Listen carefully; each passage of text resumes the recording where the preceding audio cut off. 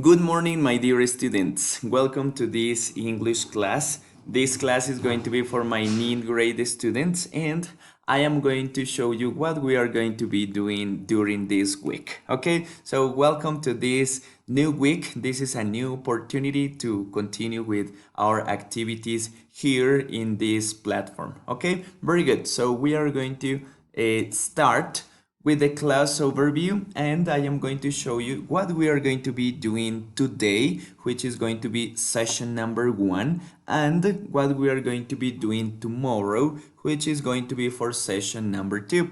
Okay, as you remember, we are working on unit 12. This is going to be our first class, and we are going to start practicing and reinforcing your speaking skills. We are going to start with picture description, and in order to practice this skill, we are going to take into account the pictures on page 110 of your Think Students book. Okay, and after that we are going to continue with the reading comprehensions part, and we are going to be reading about the first thing you remember. This is the name of the article that we are going to be reading in this time. Okay, and after that we are going to have some discussion, and we are going to go to this section, train to think, and we are going to be talking about logical conclusions, and in the end we are going to have some time in order to have our listening test, and you already know that this is with get format. Okay, and this is going to be carried online, so pay attention to this. Okay, in session number 2, which is going to be for tomorrow, first of all, we are going to start with the grammatical aspect, and we are going to start talking about the phrasal verbs, and this is going to be on your Think Students book, page 112. Okay, and in this video I am going to give you some general explanation about this topic, so pay attention and take notes. Okay, and after that we are going to have some vocabulary practice, and this is going to be related with phrasal verbs as well.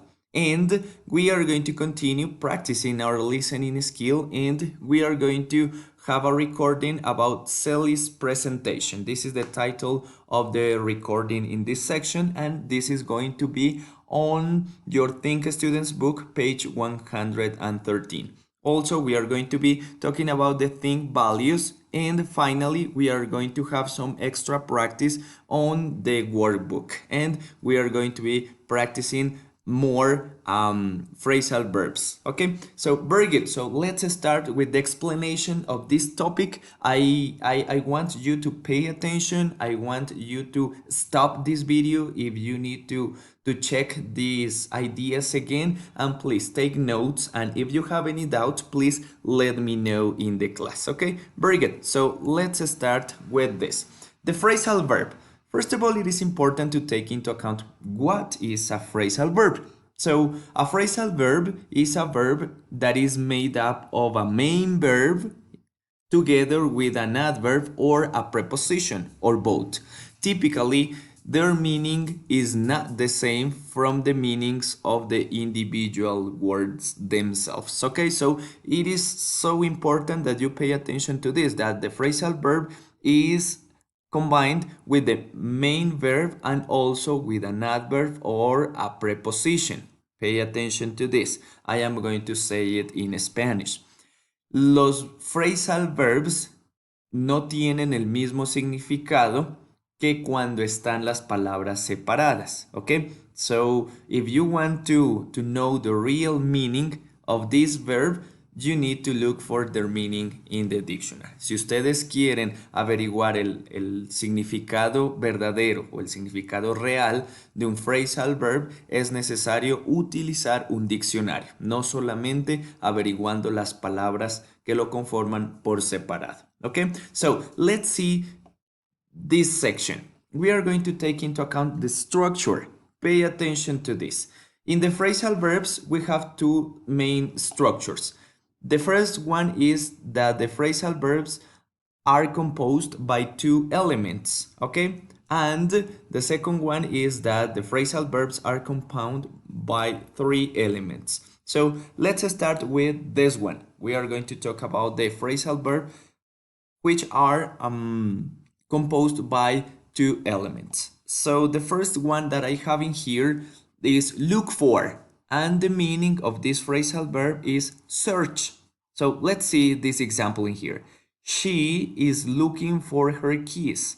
Okay, that it is the same to say, or the translation in Spanish would be like this. Ella está buscando sus llaves. Pay attention to this. This is the main verb and this is the particle. Okay, este es el verbo principal y esta es la partícula. Okay, very good. Now let's see another example. Look after, and the meaning of this phrasal verb is protect. Okay, and let's see this example. I can't go out. I must look after my sister. And the translation in Spanish. Yo no puedo salir. Yo debo cuidar a mi hermana. Yo debo proteger a mi hermana. Okay, so looking here, look is the main verb and after is the particle. In this case is an adverb. Si nosotros tomáramos el significado de cada una de las palabras y tratáramos de entenderlos de esa manera, tendríamos confusión en el significado. ¿Por qué? Porque look significa mirar o también lucir, after, después. Entonces sería lucir o mirar después. No tendría sentido. Pero si buscamos el significado de las dos palabras juntas en un diccionario monolingüe, nos dará este significado. Okay, very good. So let's see these other examples when a phrasal verb is composed by three elements. Okay, very good. So one example of this is look forward to, and the meaning of this phrasal verb is expect. Okay, very good. So let's check this example. I look forward to seeing you soon again. As you can see, this is the phrasal verb, and the meaning into Spanish is yo espero verte pronto otra vez. Okay, very good. So another example, get on with, and the meaning of this phrasal verb, get on with, is continue. Let's see this example. Turn off the TV and get on with your homework. Apaga la televisión y continúa con tu tarea. Okay, very good. So it is important to mention that we are going to have a lot of phrasal verbs, but these are the main structures. So for that reason, it is important that you pay attention and you try to learn them by groups. Okay, very good. So let's continue with the next slide. The phrasal verbs can be both separable or inseparable phrasal verbs. In this slide, I am going to explain you the separable phrasal verbs.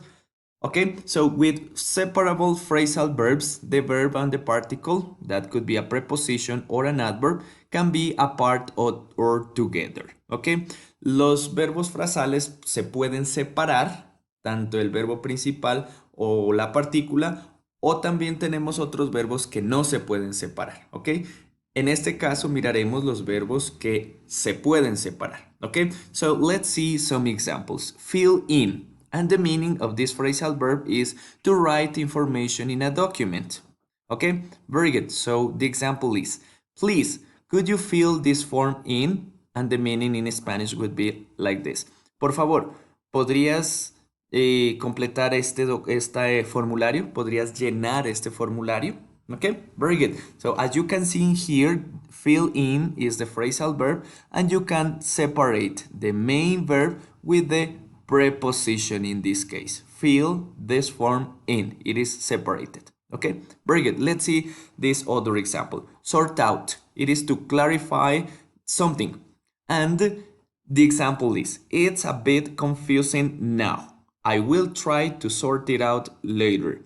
Está un poco confundidor ahora. Intentaré clarificarlo, resolverlo más tarde. Okay, as you can see here, sort is the main verb and the particle is out and it is separated. Okay, so that's what I refer when I say separable phrasal verbs. In here you are going to find a lot of phrasal verbs that you can separate them. So if you want to check them, maybe you can look for the groups in online. Okay, very good. So let's continue with inseparable phrasal verbs in here. Okay, some phrasal verbs cannot be separated. Let's see some examples. Look into, and the meaning of this phrasal verb is investigate. So let's see this example. The detective is looking into this problem now. El detective está investigando este problema ahora. Looking here, look into is the main verb, and into is the particle, but they cannot be separated. No puede ir separado. You cannot say the detective is looking this problem into now. No se podría decir. Into no podría ir acá. Okay, very good. So let's continue with this other example. Blow out.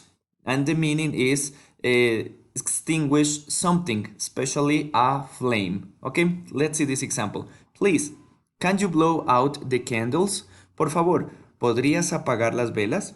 Okay, very good. As you can see here, blow is the main verb and out is the particle. They cannot be separated. As I already told you, if you want to know if a phrasal verb is separable or inseparable, you need to check in a dictionary. Okay, very good. So I hope you have enjoyed this video a lot.